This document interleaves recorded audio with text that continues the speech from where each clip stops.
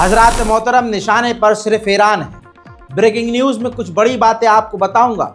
उम्मीद है कि वीडियो को आखिर तक देखेंगे, क्योंकि बड़ी खबर कभी भी आ सकती है और बीच में कोई भी बड़ी खबर बता दूंगा तो नुकसान आपका होगा। वीडियो को आखिर तक देखिएगा। ईरान ही सिर्फ निशाने पर है और कोई भी निशाने पर नहीं है। ट्रंप ने जो वादा किया, ट्रंप ने जो ऐलान किया, इससे पहले के अपडेट में आपको बता और दिखा और सबूत के साथ समझा चुका हूं। लेकिन अब आपको बता दूं कि मिडिल ईस्ट में सिर्फ और सिर्फ इस वक्त यूरोप के निशाने पर, अमेरिका के निशाने पर एक देश है जिसका नाम है ईरान, और वो तमाम सबूत मैं आपके सामने रखूंगा। हजरात, डोनाल्ड ट्रंप ने पहले ही कहा कि हम ईरान पर इतने कड़े प्रतिबंध लगाएंगे कि ईरान बिल्कुल बेकार हो जाएगा।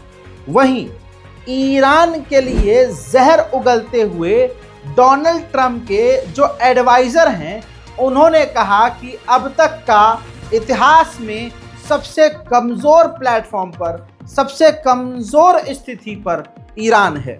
ईरान इस वक्त बिल्कुल बेकार हो चुका है, डिफेंस बेकार हो चुका है।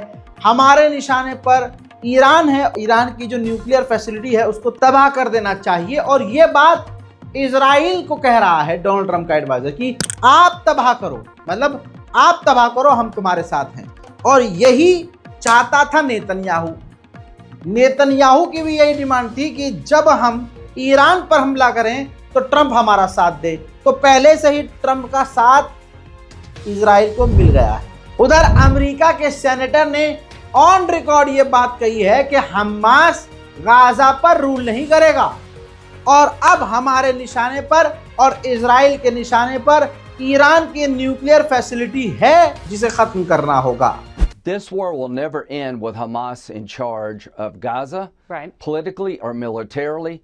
Their days are numbered. And the next question for the world is, what do we do about the Iran nuclear program? That's where we're going to move to next. There's diplomacy. There's a 1 in 1 trillion chance you'll degrade the Iranian nuclear program through diplomacy. There's a 90% chance you'll degrade it through military action by Israel, supported by the United States. So the next topic I will be engaging in with President Trump is to take this moment in time to decimate the Iran nuclear program. अब जब America और Israel दोनों ही Iran पर हमले करने की बातें कर रहे हैं, तो ईरान के राष्ट्रपति पेजेश्कियान का बयान आया कि हम कभी जंग नहीं चाहते, लेकिन अगर हम पर हमला हुआ तो फिर हम पूरी तरह से जंग में जवाब देते हुए नजर आएंगे। چون من فکر میکنم اینه که دنیا، شما الان دارید گفتگو میکنید و احتمالاً حرفای ما رو همه مردم خواهند شنید. آنچه که من میتونم خدمت شما بگم و مردم دنیا که اگر اینو بشنوه، ما ایرانی‌ها هیچ وقت آغازگر هیچ جنگی نبودیم. حداقل در 200-250 سال گذشته شما نمیتونید در تاریخ ایران زمانی رو پیدا کنید که ایران به یک کشوری و یا به یک سرزمینی حمله کرده باشه یا تجاوز کرده باشه. الان هم به فکر این نیستیم که کشورگشایی بکنیم یا حمله‌ای به جایی داشته باشیم. ما تمامیت ارضی همه کشورها رو بهش احترام میذاریم و اتفاقاتی که در سوریه میفته باز تاکیدمون بر اینه که باید تمامیت ارضی سوریه حفظ بشه. هر کسی میخواد اونجا حاکم بشه باید حکومت مردمش باشه. وقتی مردم راضی باشن ما راضی هستیم. ما دخالت در سرزمین هیچ کشوری نداریم و نخواهیم داشت. اگر جایی رفتیم و اگر اقدامی کردیم به درخواست رؤسای جمهور. उधर ईरान के विदेश मंत्रालय के स्पोक पर्सन ने कहा कि अमेरिका के इतिहास में 60 सालों में सबसे घटिया अगर अमेरिका का राष्ट्रपति स्लो राष्ट्रपति रहा है तो वो बाइडेन रहा है। मेरा पर्सनल ये मानना ये है कि भाई ईरान को इस तरह की बकवास करनी ही क्यों है। दूसरे के फटे में टांग अड़ा देंगे, फिर उधर से पिछवाड़े पर मिसाइल आएगी तो रोएंगे बैठ के, अरे ये क्या कर दिया। मतलब ये कोई तुक हुआ कि भाई ये अब आ गया ट्रम्प, अब बजाएगा अच्छे से, अब करो। ट्रम्प को तुम लोगों ने मारने की कोशिश करी, तुम ट्रम्प को कुछ फाड़ नहीं पाए। ट्रम्प पावर में आ गया है, आते ही ईरान की ऐसी की तैसी करने में लग गया है, और तुम अपनी जबान की वजह से ही रेल दिए जाते हो। उतना ही बोलो, उतना ही करो जितनी की हिम्मत हो। इतने बड़े बड़े बोल देंगे और फिर जो है इतनी इतनी मिसाइलें छोड़ेंगे, फिर जो सामने वाला रगड़ के रेल देगा। वैसे ही ईरान पहले ही बात कह चुका है कि ट्रम्प हमारे लिए खतरनाक होगा, लेकिन जहां बयानबाजी से बचना चाहिए वहां पर उड़ता हुआ तीर पकड़ रहे हैं ईरान वाले। बताइए, उधर ईरान क्लियर हो गया है कि भाई हमला तो होगा, बिल्कुल क्लियर है। उधर ईरान ने जैसे ही देखा कि अब हमले की तैयारी पुष्टि हो चुकी है, ईरान ने तेजी से अपने खतरनाक ड्रोन, हथियार और तमाम तरह की चीजें दिखाना शुरू कर दी हैं।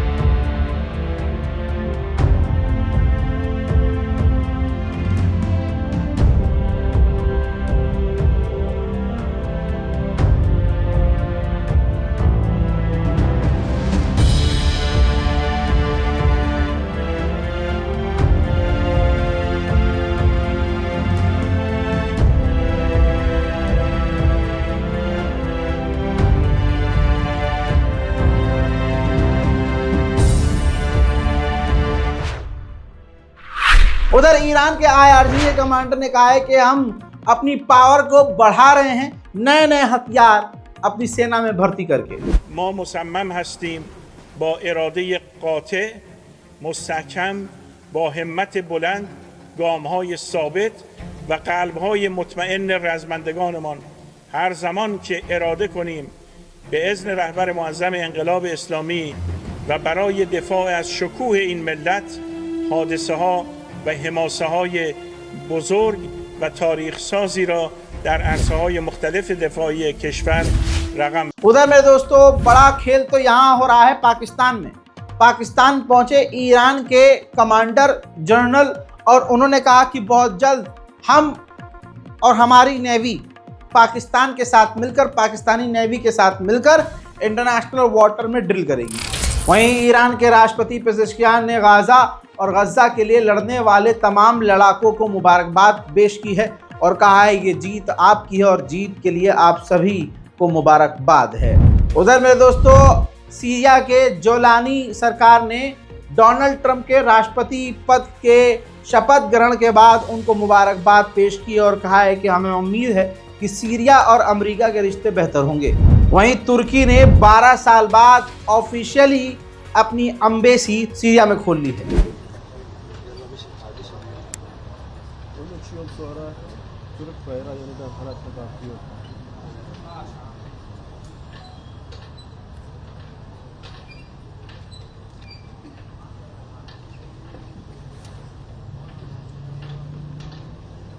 تكبير الله أكبر تكبير الله أكبر تكبير الله أكبر لا إله تكبير الله أكبر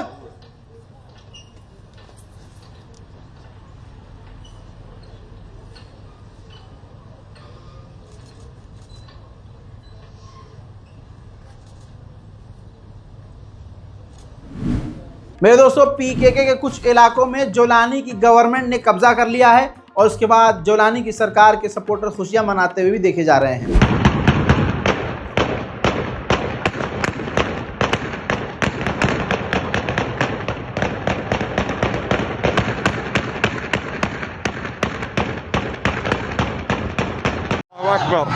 الله أكبر. فدائينا الشيخ إبراهيم الهفل. قوات العشائر يستهدفون مقرات ميليشيا قصد بتاريخ 20/2 عام 2025. الله أكبر. الله أكبر والعزة لله. الله أكبر والعزة لله. الله أكبر والعزة لله. قوات العشائر.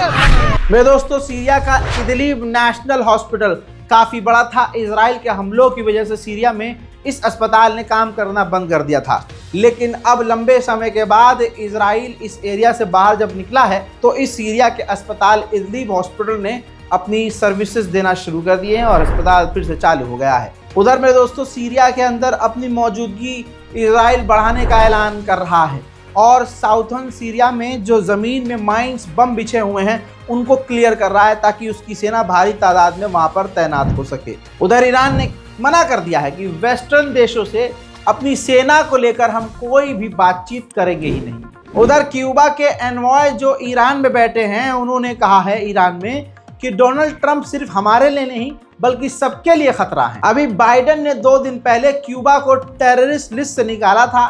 ट्रंप ने आते ही क्यूबा को दोबारा से टेररिस्ट लिस्ट में डाल दिया है। हज़रात मोहतरम, ट्रंप ने पता नहीं क्या क्या कर दिया है, लेकिन ट्रंप ने खतरनाक काम किया है।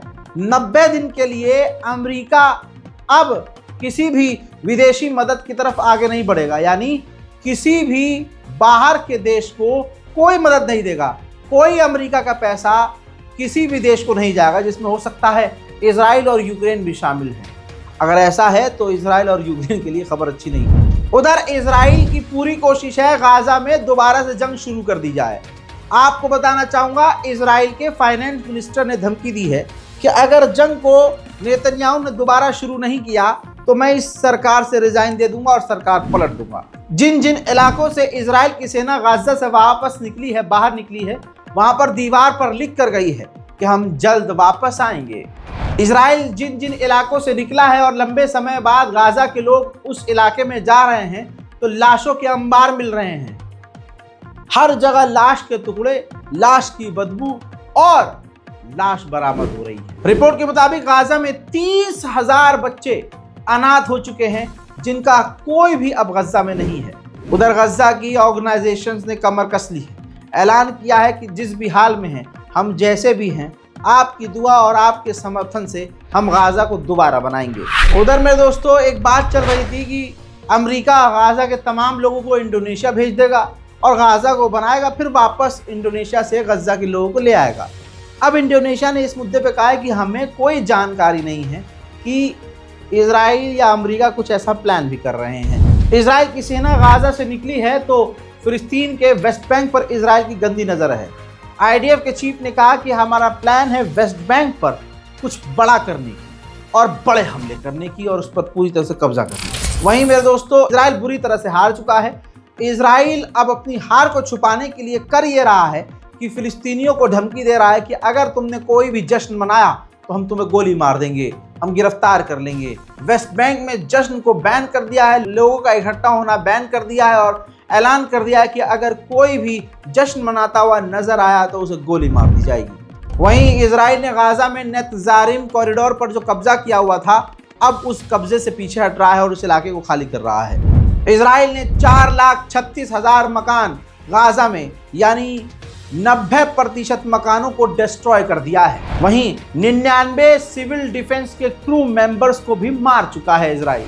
टॉर्चर की वजह से एक और फिलिस्तीनी कैदी इजराइल की जेल में शहीद हो गया। वहीं खुशखबरी की एक और बात बता दूं, लगभग 600 से ज्यादा मदद के ट्रक गजा के अंदर घुस चुके हैं। الجلال والجمال والسناء والبهاء في رباء। उधर ट्रंप के एडवाइजर ने इंटरनेशनल मीडिया में इंटरव्यू देते हुए कहा कि मुझे 2 स्टेट सॉल्यूशन पर भरोसा नहीं है। कौन ही देगा फिलिस्तीन को मान्यता, दुनिया गाजा का हाल देख ही रही है।